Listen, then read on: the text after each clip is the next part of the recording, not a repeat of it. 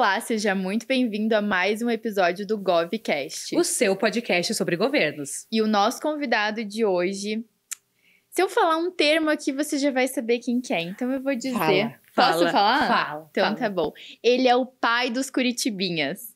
Nós estamos recebendo aqui no nosso estúdio hoje Rafael Greca, o eterno prefeito amado por toda a nossa cidade de Curitiba. Bom dia, Vitória, bom dia, Priscila. É uma alegria estar no podcast de vocês. Eu sei que é um sucesso já na internet e que vai se tornar um case de sucesso na comunicação de Curitiba e do Paraná. Nossa, até me arrepiei. Pela simpatia das duas, pela sua beleza e pela sua inteligência também, porque Curitiba, que é a cidade mais inteligente do mundo, tem se sobressaído pelos seus talentos jovens, como é o caso de vocês duas, que eu tive a oportunidade de prestar atenção olhando a internet. Eu tive a oportunidade de prestar atenção no GovCast. Obrigada. E para começar, a gente vai entregar um presente aqui do GovCast para você. Olha, mas eu nem trabalhei e já ganhei um presente. Já ganhou um presente. Aqui a gente mima bastante os convidados. Exatamente. Olha que maravilha, uma caneca com o meu nome, mas o melhor de tudo é uma caneca com a minha margarita, que todas as manhãs agora vai servir o chá que eu uso para acordar, que é o chá Earl Grey, o chá da manhã, e que com a margarita fica iluminado. Eu me lembro desse dia que nós estávamos dançando na inauguração da estátua do João Turim, no Jardim das Esculturas do Parque São Lourenço, no Memorial Paranista. Nós estávamos dançando, muito felizes de termos concluído o Memorial Paranista. E ela estava no auge da sua saúde e felicidade. A gente vê nesse sorriso lindo dela aí na foto, né? O sorriso da Margarita ilumina a eternidade. Muito obrigado. Que bom que você gostou. E antes de nós começarmos a entrevista, falando sobre gestão, falando sobre a sua trajetória, a gente quer saber quais foram os sentimentos que vieram lá do fundo do seu coração, que vieram à tona quando você deixou a Prefeitura de Curitiba depois de 8 anos de trabalho intenso pela nossa cidade. Primeiro, o sentimento do dever cumprido, da missão cumprida. A alegria de nós termos podido ver que tendo encontrado a Prefeitura arrebentada, a cidade falida, eu, no dia que recebi o primeiro balanço, fui informado de que havia R$4.000 em caixa apenas, não havia restos a pagar, não havia recursos do Tesouro, nós devíamos 600 milhões de previdência social e nós devíamos quase 2,5 bilhões de contas atrasadas com os laboratórios que compram os remédios nas farmácias populares ou nas farmácias curitibanas, que são os postos de saúde que dão remédios gratuitos, até 200 itens, que nós entregamos todos os meses para todos os doentes crônicos, passando pelas dívidas a todos os empreiteiros, passando pelas dívidas aos fornecedores de serviços da prefeitura. Por exemplo, a empresa que limpava as empresas que limpavam as escolas, as empresas que carpiam e faziam a roçada nos parques, nas praças, nos canteiros. Nessa época do ano, que é o calor, quando chove muito, a grama, a gente ouve a grama crescer, a cidade estava um matagal, a própria prefeitura estava arrebentada, o prédio arrebentado, não havia instalações sanitárias para deficientes, a maioria das válvulas de descarga das ruas de cidadania, da própria prefeitura e dos próprios públicos estava quebrada. A prefeitura tinha se transformado num lugar aziago, um lugar sem esperança. Porque o único lugar sem esperança, dizia o Dante Alighieri, é o inferno. Mas a prefeitura poderia ter se tornado um inferno para mim mesmo e para todos os que vieram compor a minha equipe quando eu ganhei a eleição pela sabedoria do povo em 2016. Mas nós nos recusamos a compactuar com o desânimo, com a tristeza, aprendemos que nós somos o bem que fazemos e nos jogamos firmemente na tarefa de recuperar e reconstruir Curitiba. Muito me ajudou nisso o secretário da Fazenda, Vitor Pupi, que agora, depois de ter tido seu nenê, junto com a sua mulher, Gabriela, voltou para a prefeitura para também servir a cidade junto com o Eduardo, para fazer com que o meu legado possa ser todo realizado. O Eduardo está ganhando, nesse primeiro momento de governo, 8 bilhões de reais. 8 bilhões e meio de reais. 8 bilhões e meio de reais. Que são 5 bilhões de contratos internacionais que eu negociei com o banco alemão KfW, com o Banco Interamericano de Desenvolvimento, que tem sede em Washington, com o Banco Mundial, que também tem sede em Washington, e com o Banco do BRICS, que é o Banco do Brasil, Rússia, Índia, China, África do Sul, países árabes, que é o banco que é dirigido atualmente pela ex-presidente Dilma Rousseff, desde Xangai, na China. Todos esses bancos têm empréstimos concedidos para a Prefeitura de Curitiba, por conta da qualidade e da capacidade do senador Oriovisto Guimarães, que, junto com o ex-senador Álvaro Dias, e com o apoio do então presidente do Senado, Rodrigo Pacheco, conseguiu passar todos esses financiamentos, já que Curitiba tinha capacidade de endividamento, tinha conquistado a Capag-A. Mas quando que é o score dos municípios, né? Como se fosse o score dos municípios. Então... Capag é a capacidade de pagamento. Isso, aham. Nós tínhamos Capag 3. Nós estávamos abaixo do cocô do cavalo do bandido. Estava difícil. Mas olha... muito pesado, mas com o pagamento de sucessivos leilões holandeses, com o saneamento das finanças públicas, com a energia do Vitor Pupi, também do Luiz Fernando Jamur, que foi o meu secretário de governo e agora é secretário de obras do Eduardo, com a energia da minha Margarita, que muito me ajudou, me estimulando a não perder o ânimo, com o apoio do vice-prefeito, que foi incansável companheiro nessa caminhada. Nós conseguimos conquistar de novo a excelência de Curitiba. E depois veio o que nós jamais imaginávamos, né?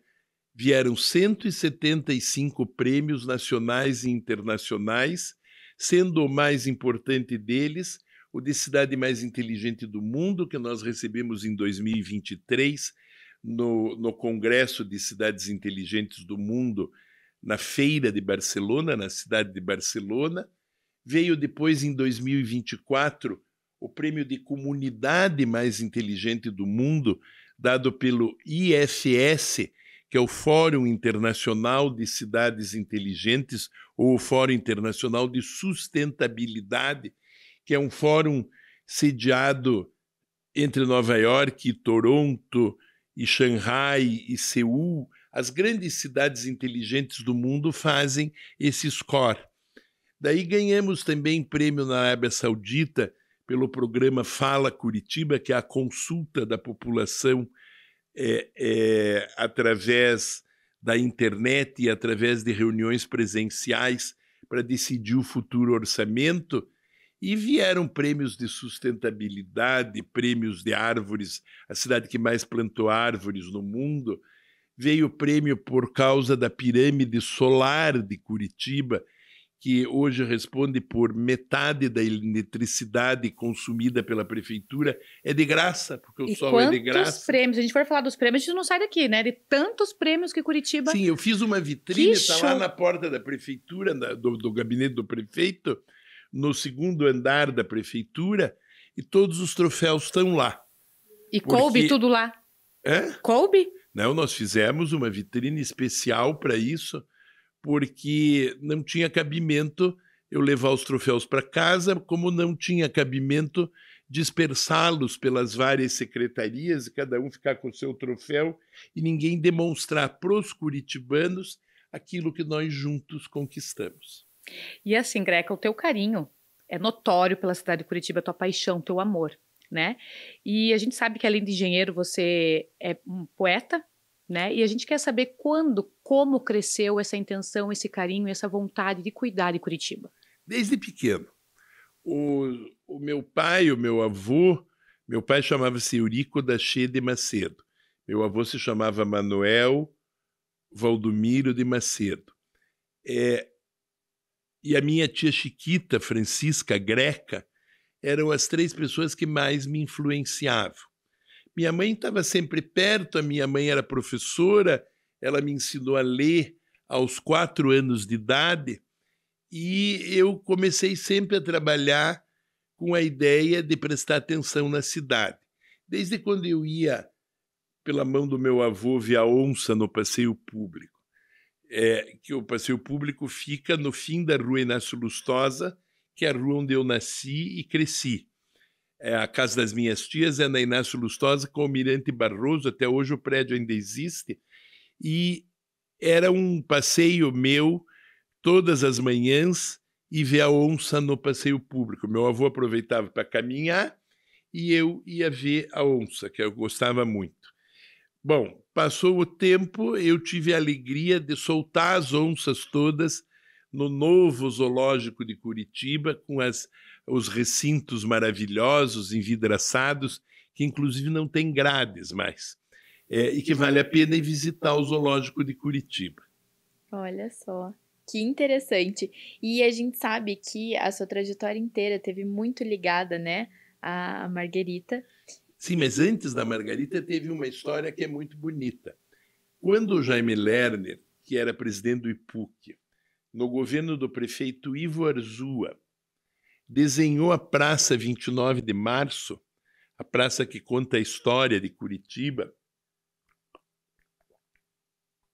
que fica ali no antigo campo da Galícia,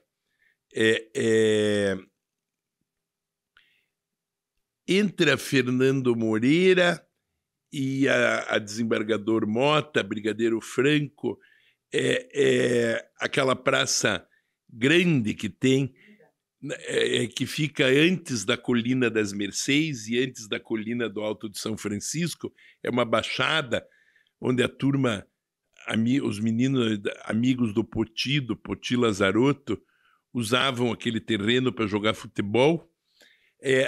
Quando fizeram aquela praça, que tem um desenho do Gandolf, tem um painel de ícones feitos pelo Poti Lazarotto, de memória da trajetória histórica de Curitiba até a criação do IPUC, é a praça que marca o início do IPUC em 1966. Nessa praça fizeram um memorialzinho e puseram um lugar para um menino ou uma menina escreverem, um curitibinha, escrever uma carta para o prefeito dos 300 anos de Curitiba. Houve uma maratona infantil de todas as escolas de Curitiba e a minha carta venceu. E daí eu entreguei a minha carta, o prefeito botou dentro de uma caixa de bronze, numa urna de memória, e eu nem me lembrava mais disso, mas quando eu virei prefeito, foram abrir a carta, e a carta tinha sido escrita por mim, para mim, que na ocasião tinha sido eleito prefeito de Curitiba no primeiro turno.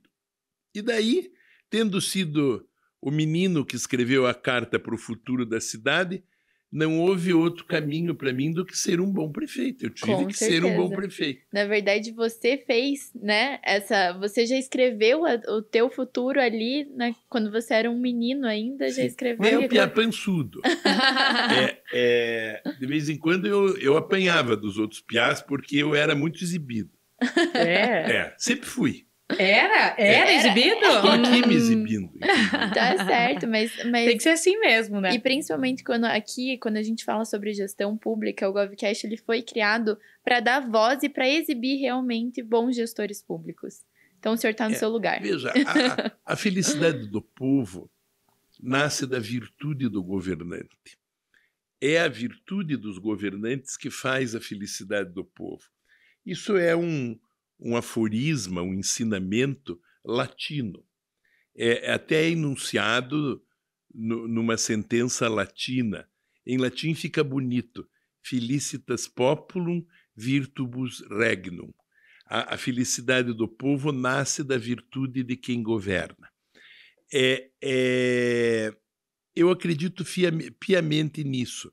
E nós praticamos isso, tanto na minha primeira gestão, de 93 a 96, quando eu era muito jovem, eu tinha 36 anos quando comecei, 40 quando terminei, como na minha segunda e terceira gestão, que começou quando eu tinha 60 anos e terminou agora há pouco, eu com 68 anos.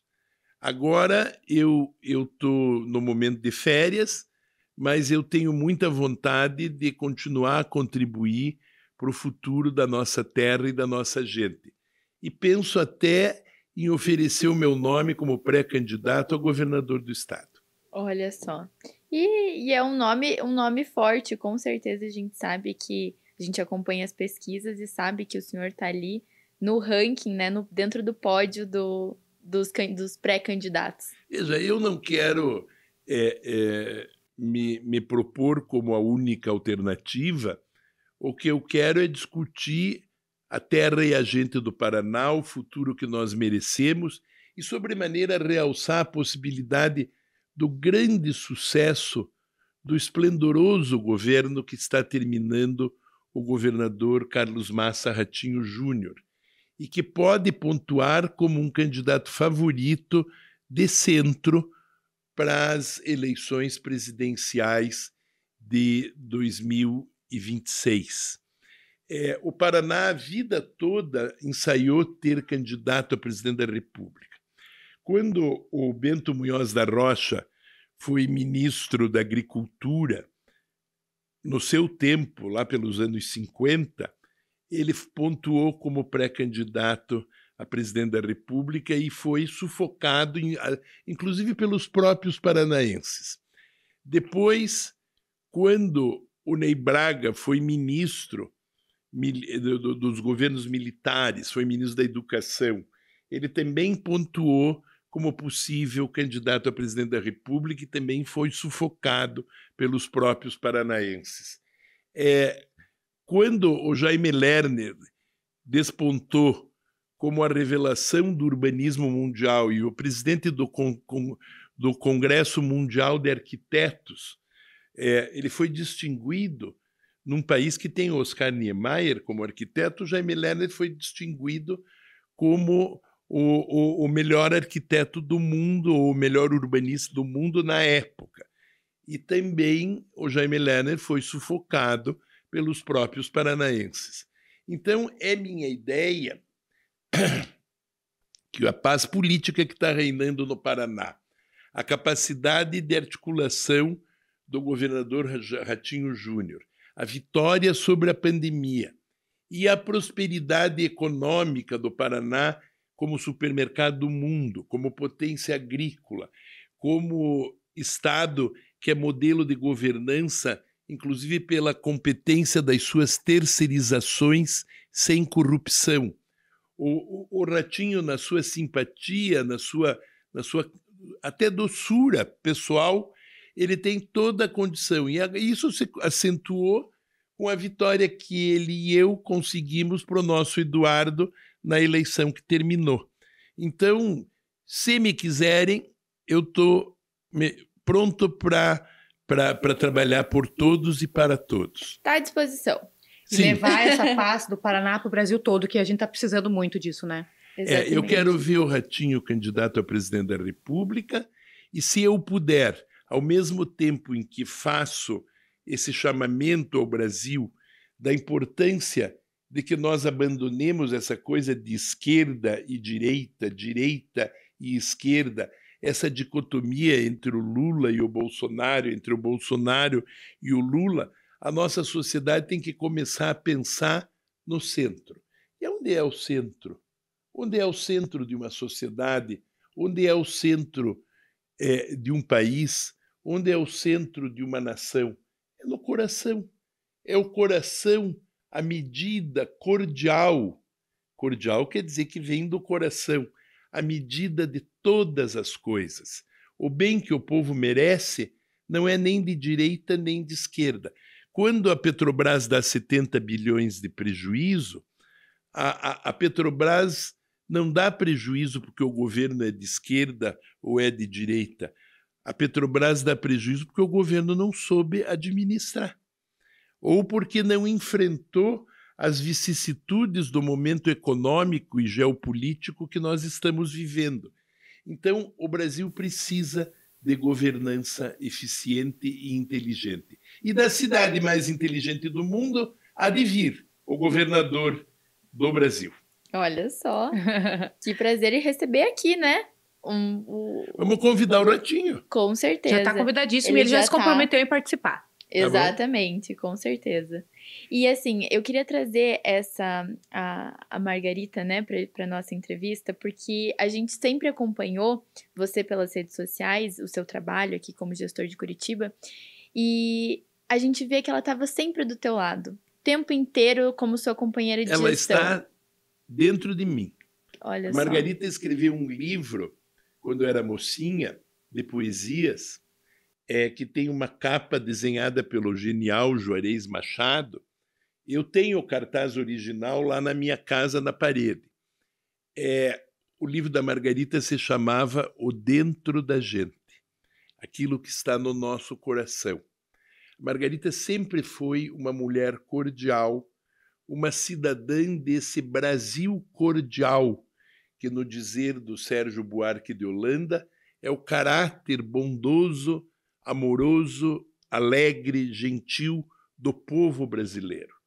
Então, essa mulher cordial, que Deus me deu a graça de ser a minha mulher, que casou comigo, que viveu ao meu lado durante 46 anos, que viveu perto de 35 anos como minha mulher de aliança no dedo, essa Margarita foi um privilégio eu tê-la conhecido.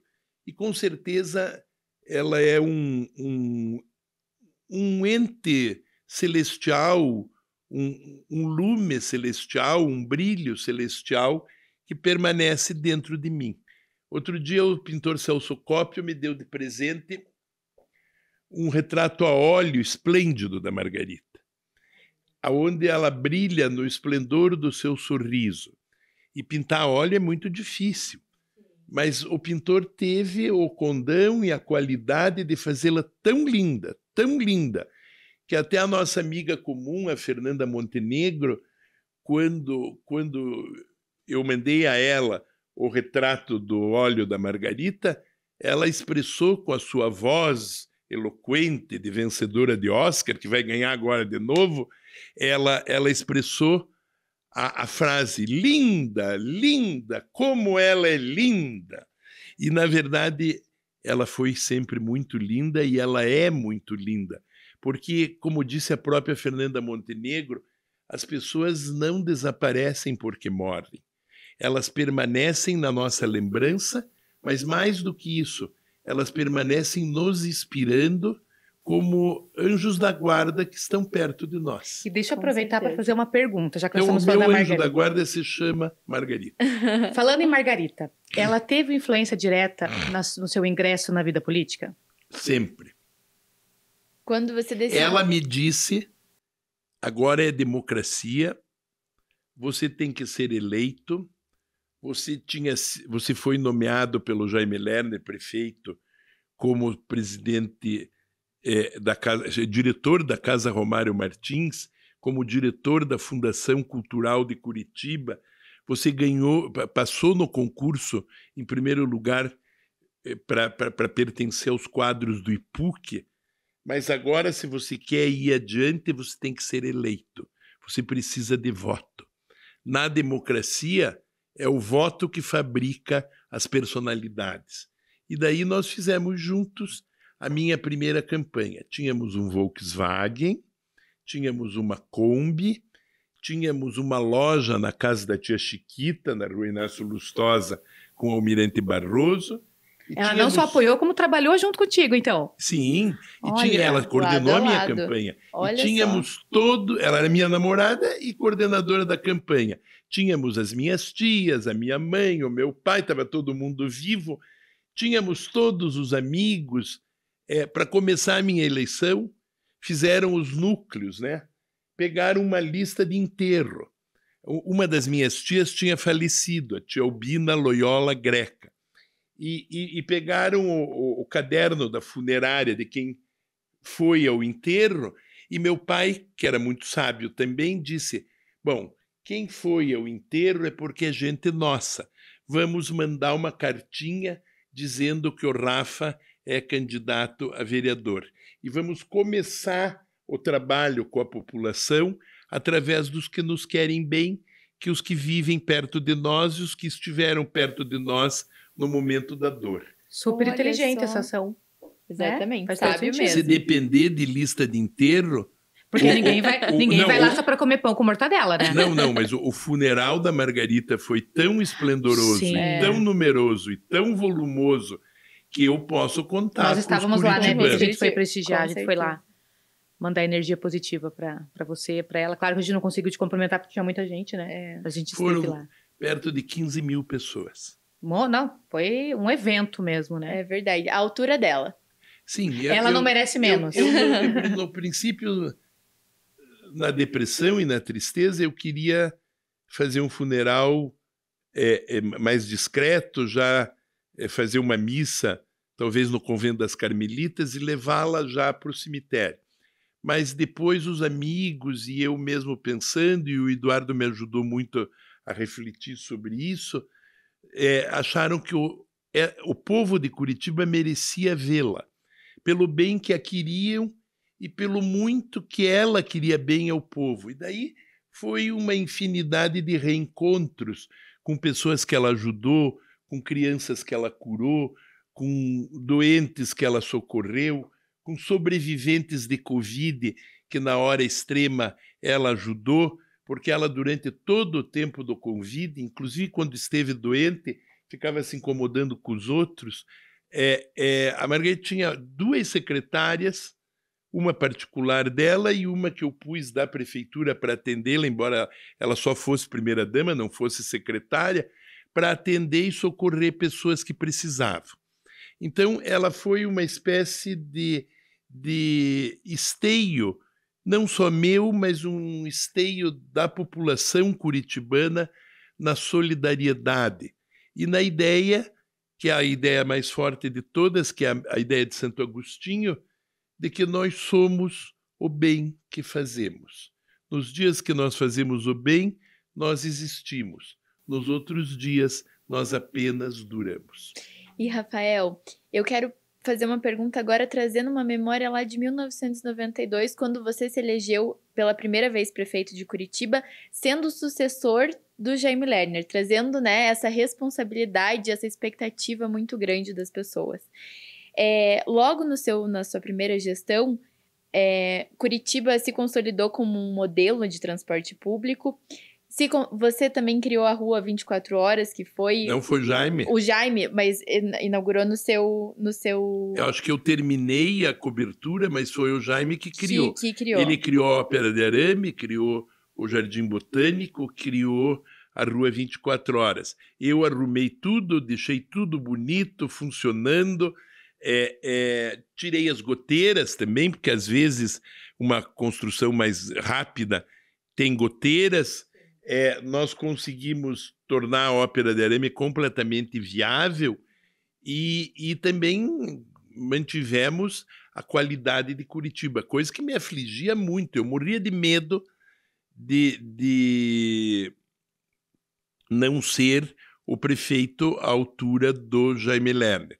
É um temor que, às vezes, o próprio Eduardo tem, e a sua equipe, sobremaneira, tem, que acham que ele precisa ter uma marca. A marca vem com o tempo. Se o Eduardo usar o legado que eu lhe dei, ele não precisa ter temor algum.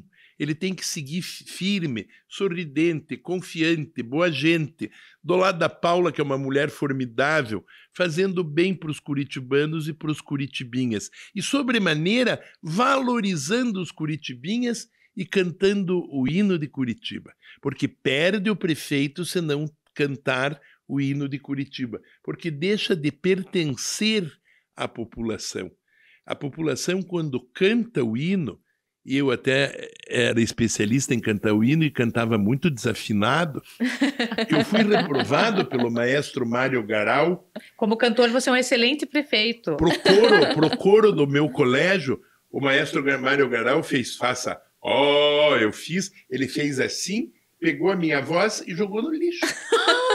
Então eu sou um cantor frustrado. Conhecendo e gostando do maestro Mário Garal como eu gostava, mas mesmo assim insisti em cantar. Até porque, quando eu fui candidato pelo PMN em 2016, eu não tinha nem dinheiro para fazer um jingle.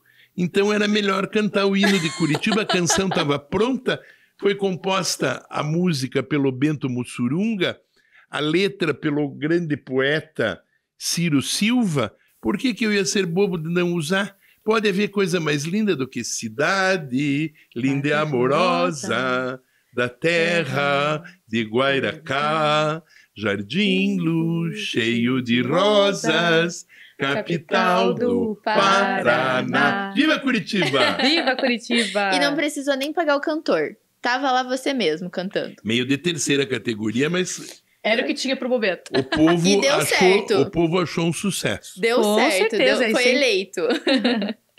E, assim, após a sua primeira gestão, você assumiu cargos importantes, né? Como deputado federal, várias secretarias, inclusive ministro do Turismo, né? E a gente quer saber como é que essas experiências te ajudaram a ter uma visão mais ampla sobre gestão. Tá. Eu fui o deputado federal mais votado daquela eleição do presidente Fernando Henrique Cardoso de 1998. É uma tradição que os deputados federais mais votados virem ministros. O PFL tinha indicação de um ministro de turismo e esporte. Os líderes do partido queriam outra pessoa. Mas foi dona Ruth Cardoso que disse para o Fernando Henrique e para os líderes do PFL da época: ou é o Greca ou não tem ministro PFL. Ela que me escolheu. E daí eu me tornei o ministro dos 500 anos do Brasil. Eu fui para o governo com a missão de fazer com que os 500 anos do Brasil se tornassem um marco na história do país. E nós conseguimos isso, arrumamos o Porto Seguro, desfavelizamos o Porto Seguro. Vamos tomar água, mostrando a caneca para aparecer a margarita. E daí eu me tornei ministro de Estado. Eu trabalhei muito na regulamentação da Lei Pelé, eu trabalhei muito no patrocínio público às Olimpíadas, aos Jogos Olímpicos, eu trabalhei muito no patrocínio aos atletas, através de uma espécie de lei Rouanet voltada para o esporte, que nisso me ajudou muito o senador Pedro Piva. E eu fiz uma obra como ministro que tem o pavilhão da Bienal de São Paulo como símbolo, que foi uma obra gigantesca, o restauro do Cristo Redentor, a colocação de escadas rolantes no Corcovado. Eu enfrentei muito a burocracia, tem essa loucura que o Cristo Redentor era parque nacional. Parque nacional, todas as instalações do Corcovado pertenciam a 14 ministérios. Onde 14 mandam, ninguém manda. Daí nós trabalhamos, e nisso o presidente Fernando Henrique me ajudou, e também Dona Lili Marinho me ajudou, a mulher do Roberto Marinho. Nós fizemos, junto com o prefeito Luiz Paulo Conde, uma campanha para o Cristo pertencer à cidade do Rio de Janeiro. E daí o Cristo ganhou escadas rolantes, o Cristo ganhou um trenzinho melhor, os banheiros do acesso ao Corcovado hoje são perfeitos, tem higiene completa. Na época não havia nem papel higiênico, porque não sabiam quem ia entregar, qual dos 14 ministérios entregava o papel higiênico nos banheiros do Corcovado. É aquele ditado popular, né? Cachorro com vários donos morre de fome. Morre de fome. E daí eu trabalhei muito nisso. Depois eu fui deputado federal, muitas leis eu fiz, inclusive como engenheiro, eu fiz um projeto de lei para segurar a carga dos caminhões nas estradas, porque isso provoca gravíssimos acidentes e desastres. Isso até hoje não foi aprovado, porque os lobbies dentro do Congresso não deixaram o projeto prosperar. E veja quanta gente morreu nesses 25 anos, quanta gente já morreu por excesso de carga nas rodovias federais que provocam desastres horrorosos, medonhos, até um bem recente agora. O trabalho federal é muito pesado. O trabalho federal exige bancadas sólidas de partidos com boa intenção e exige sobremaneira desmanchar a briga de direita com esquerda e procurarem o que vale a pena, o que interessa, o que dá governança, que é o interesse público. E você ficou afastado muito tempo, apesar de ter Depois experiência... fui presidente da Coapar, fiz 45 mil casas, fui convidado pelo então governador Roberto Requião, e daí voltei a ser deputado, depois me propus candidato a prefeito. Por que eu me propus candidato a prefeito? É isso que eu quero saber. Por que depois Porque de passar fui um na tempo cachimba. muito grande... Um fim de tarde, um domingo de muito calor, o ex-vereador Custódio da Silva me convidou para ir num culto numa igreja Assembleia de Deus, na ocupação do alagado da Cachimba. Eu sabia que lá tinha morrido o Toninho da Cachimba por ter se tornado aquele lugar uma favela, inclusive, de desova de corpos, de pessoas assassinadas pelo narcotráfico. E daí, com coragem, eu fui. Até foi o Lucas Navarro, que até hoje é meu assessor, que me levou com o carrinho dele. Quando nós chegamos lá, nós vimos uma cidade sobre palafitas, uma favela no modelo das favelas de Manaus, das favelas de Óbidos, das favelas amazônicas, onde os barracos não são sobre a terra, mas são sobre palanques fincados no banhado. E ainda havia um pouco de fauna lá. Eu me lembro de estar chegando lá e na água suja do esgoto que vazava das casas sobre palafitas, nós chegamos a essa igrejinha, Assembleia de Deus, e eu ainda me lembro de ter visto 2, 3 narcejas, passarinhos muito graciosos, aves aquáticas da região da Mata Atlântica, voando sobre o alagado. E daí é que eu assumi o propósito de não deixar que Curitiba tivesse uma favela desse porte e dessa monta e dessa perversidade. E daí resolvi, tendo visto também o abandono da prefeitura e a falência da eficiência da prefeitura que eu havia herdado do Jaime Lerner e que eu leguei para o meu sucessor Cássio Taniguchi também com eficiência, e que depois o Cássio Taniguchi legou com eficiência para o então prefeito Beto Richa, que legou com eficiência para o prefeito Luciano Dutti. Foi então, e que daí depois perdeu a eleição para o Gustavo Fruiter, eu resolvi me candidatar a prefeito pela segunda vez. E daí me candidatei, e daí fui eleito prefeito pela terceira vez em 2020, numa campanha feita em momento de pandemia, e nós entregamos a cidade para o Eduardo com 8 bilhões e meio funcionando. Cheia de prêmios, inclusive. Sim, veja, esse tempo que eu fiquei fora do governo também me ajudou para que eu pudesse amadurecer. Mais do que isso, me permitiu escrever um livro que eu adoro e que é um best-seller, já vendeu mais de 4.000 exemplares, o livro Curitiba, Luz dos Pinhais. As pessoas compram o livro, que custa R$80, é vendido pela editora Solar do Rosário, e me trazem para eu autografar. Todo mundo quer o livro, mas quer comer o autógrafo. Bom, agora o livro vai ser reeditado. Nós conseguimos recursos da iniciativa privada através da Lei Rouanet para reeditar o livro, coisa que eu quero entregar, se Deus permitir, e se eu tiver tempo, até junho desse ano, para celebrar o primeiro aniversário da morte da Margarita.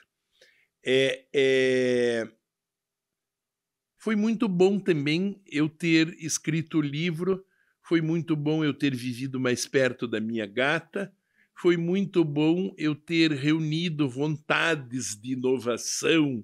Eu via a coleta de lixo não estava sendo processada como devia, eu via a possibilidade de queimar o lixo nos altos fornos das cimenteiras para diminuir o tamanho do aterro sanitário, eu via a necessidade de diminuir o custo do lixo. O enterro do lixo por mês custa R$6 milhões. Nós temos que trabalhar em soluções de sustentabilidade, de compostagem, de melhora e de avanço ambiental. Há muita coisa a ser feita ainda, inclusive com o apoio do governo estadual. E eu tenho que dizer que esses meus 2 mandatos também tiveram êxito, porque o governo estadual me ajudou muito. Tanto me ajudou o então governador Beto Richa, como me ajudou depois, com muito dinheiro, o governador Ratinho Júnior. E, prefeito, eu queria saber assim, você estava falando dos prêmios e falando de toda essa modificação e inovação para a cidade de Curitiba. Quando Curitiba ganhou o prêmio de cidade mais inteligente do mundo, nós acompanhamos nas redes sociais comentários negativos e comentários positivos. Os negativos falavam que Curitiba não merecia aquele prêmio, que não entendia o porquê da cidade estar recebendo aquele prêmio, e os positivos falavam que sim, Curitiba é sim a cidade mais inteligente. Eu quero que você fale pra gente, na prática, por que o cidadão... Por que é tão importante esse prêmio de cidade mais inteligente do mundo? Porque é um reconhecimento mundial do bem que nós fazemos.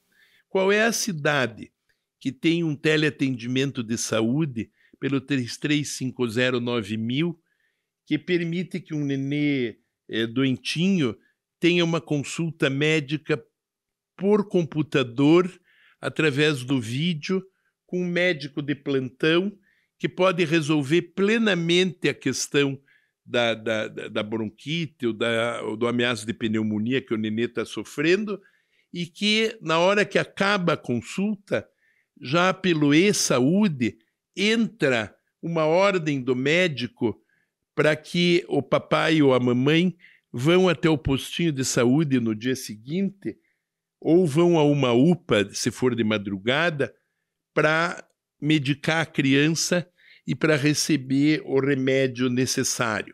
Em nenhuma cidade do mundo tem essa conectividade. Quando eu comecei o programa e-saúde, quando eu comecei a colocar a saúde na internet, fazer a saúde 4.0, que agora já é 4.1 que nós temos, foi na Páscoa de 2017, no posto de saúde da Vila Parolim. Foi uma Páscoa de ressurreição, de mudança, de qualidade. Foi o momento em que nós já tínhamos dinheiro para comprar remédios para as pessoas irem buscar através da internet. Na pandemia, nós entregamos remédio em casa para as pessoas, para elas não virem no posto de saúde buscar. Motoqueiros e os próprios correios entregavam os medicamentos para as pessoas não terem contato. Isso é conectividade. O nosso sistema de transporte é extraordinário. Uma pessoa anda 28 quilômetros da Santa Cândida ao Pinheirinho em apenas 50 minutos. E todos os sinaleiros são sincronizados. E todo mundo que está nas ruas transversais espera o ônibus passar, porque o sinaleiro já desliga o sinaleiro da rua transversal para que o ônibus tenha preferência. Nós somos a cidade que mais recicla lixo no Brasil. Nós temos composteiras públicas, nós temos uma pirâmide solar e a prefeitura é toda movida pelo menos 60% em energia solar, e agora vai ter uma nova fase da pirâmide solar e o Eduardo vai entregar uma prefeitura 100% solar. Perfeito. E se Deus quiser, quando ele entregar, ele vai cantar o hino. Vai cantar. Fica a intimação já pra você, viu, Eduardo? Quando for entregar, tem que cantar o hino. Toda vez que entregar uma obra, não seja bobo, cante o hino. E continuando falando sobre redes sociais, né? Desde 2016, o movimento do eleitor nas redes sociais mudou. Eles agora expressam as expressões, né? Você acha que esse movimento da internet, o eleitor, ele está fiscalizando mais o gestor? Veja, isso é o meu sonho. Quando eu era candidato a prefeito, em 1992, eu já sonhava com o que eu chamava de ágora eletrônica. Ágora era a Praça de Atenas, onde todo mundo se reunia na primeira democracia para dar palpite sobre o governo da cidade. A minha ideia era um sistema único. Eu sonhava com isso, de conectividade e comunicação, de maneira que a gente saiba, por exemplo, que a Rua Vicente Celestino, onde está esse estúdio, precisa de árvores para serem plantadas. Vocês vão morrer de calor nessa calçada aqui da fazendinha. Que rua mais quente, que horror! Vamos plantar árvores. Eu vou falar com a Marilza e todo mundo me ajude a mandar para o 156 pedidos de árvores para arborizar a Rua Vicente Celestino. Porque essa coisa de querer só que o automóvel ganhe e não querer plantar árvores vai matar vocês de calor. Vamos pegar uma insolação. Plantei e aqui está faltando mais umas 50 ou 60. Olha aqui na aí, Rua ó. Vicente Celestino. Isso aí. Que era a rua do cantor de rádio, né, Vicente Celestino. Vou usar meus dotes de cantor. Ele cantava assim: sobre o alto corcovado engastado, eis o Cristo Redentor, iluminando a Guanabara em braços largos, com o olhar cheio de amor. Olha! Era um cantor do tempo da minha mãe, Não do meu é de avô. jogar fora esse cantor, não. Não, eu agora fiquei pensando numa Era um coisa. cantor da Rádio Nacional do Brasil. Se o Só a velharada que se o sabe. maestro falou que ele tava cantando mal, imagina se ele ouvisse nós duas cantando. Nossa, abafa. Não ia nem pegar. Teve um prefeito da Lapa que esteve aqui conosco, ele trouxe a gaita. Gaiteiro, né? É, verdade. Toca muito bem, canta muito bem. Eu fiquei de dançarina, essa aqui foi soltar a voz. Gente do céu, por quê? Nossa senhora, péssima. Mas gerou entretenimento, o pessoal não, comentou gerou bastante. entretenimento, é isso aí. Mas vocês são curitibinhas, podem se matricular no Musicar. Ela não é Olha. curitibana, vou falar aqui agora, tá, gente? Mas ela mora aqui. Tan, tan, tan, Mas, tan. mas Ela eu é... me sinto. Como que é? Foz do Iguaçuense? É iguaçuense, né? Se ela é do Iguaçu, é do rio que nasce onde nós nascemos, ela é parte de Curitiba. De Curitiba. Ela é. E eu nasci na maternidade Curitiba. Você é curitibinha real mesmo. Real mesmo. Só não sou... Como é que falam? Que o Curitiba, ele tem fama aí de ser... mal-humorado. Isso é bobagem. Que não é cordial. É eu isso. dou bom Fake dia... news. É fake Nós news. estávamos falando de internet. A coisa mais importante da internet é a verdade. Que o filtro da internet seja a verdade. Que ninguém jamais minta, que ninguém jamais diga uma coisa errada, que ninguém espalhe uma notícia que não é verdadeira. Veja, tem gente que buscando views, agora tem alguns sites, eu já notei isso na internet, estão especializados em dizer que o Papa vai morrer, que o Papa está morrendo. E daí, quando você tenta abrir, aquilo não abre. Na verdade, o noticiário de ontem, para a alegria de todos os que amamos o nosso querido Francisco, mostra que o Papa já pediu para voltar para o Vaticano, para voltar para o convento onde ele mora, que ele não mora no Palácio Apostólico, ele não mora no no Palácio dos Papas, ele só trabalha lá. Mas ele mora do lado da igreja, do lado do Vaticano, numa casa chamada Santa Marta. É um hotel, onde o Papa ocupa uma suíte, como outros cardeais de idade e também muitos padres visitantes ocupam. É uma casa que foi feita pelo Papa São João Paulo II pro conclave. Quando os cardeais têm que ficar trancados todos para escolher o futuro Papa, eles antigamente eram acomodados no Museu do Vaticano em apartamentos improvisados. Inclusive, no tempo muito antigo, com pinicos, com bacias, com jarras d'água, numa instalação muito provisória, muito difícil, muito cara para a igreja. Tinha que montar uma mordomia para 100, 200 senhores dentro dos museus do Vaticano, sem fazer mal ao acervo, naquelas grandes galerias que levam para o Museu do Vaticano. A inteligência e a governança do João Paulo II fez um hotel moderno, com banheiro, com chuveiro, com ar-condicionado quente e frio, para que os velhinhos ou os cardeais, que agora são cada vez menos velhos, porque agora o Francisco renovou o Colégio dos Cardeais e botou padres de até 40 anos como cardeais. A ideia dele é que o novo rosto da igreja, depois dele, nasça ainda mais moderno e mais progressista. E um bom exemplo para ser visto, já que vocês estão na internet, é irem ver o filme Conclave, que é uma mensagem muito importante do bem que o mundo precisa de uma igreja que seja dedicada aos pobres, com mais presença feminina, com mais amor das mulheres no coração da igreja e com mais serviço a Maria, mãe de Jesus, e a Jesus, serviço aos pobres, aos que precisam, e não aos poderosos. Exatamente.